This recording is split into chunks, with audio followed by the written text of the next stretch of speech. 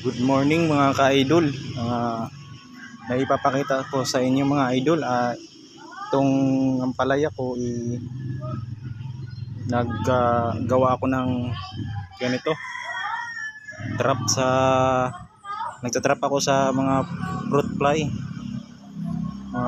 mga nakakasira sa kuwan mga ka-idol, mga ampalaya. Ngayon binabalot ko na.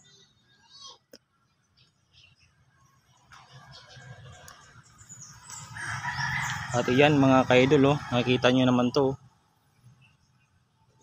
Yan ang butas-butas mga ka-idol at kinakain ng mga fruit fly. Tapos gumagawa ako ng trap sa fruit fly mga ka-idol. At yun, ang daming bunga mga ka-idol. Sayang naman pag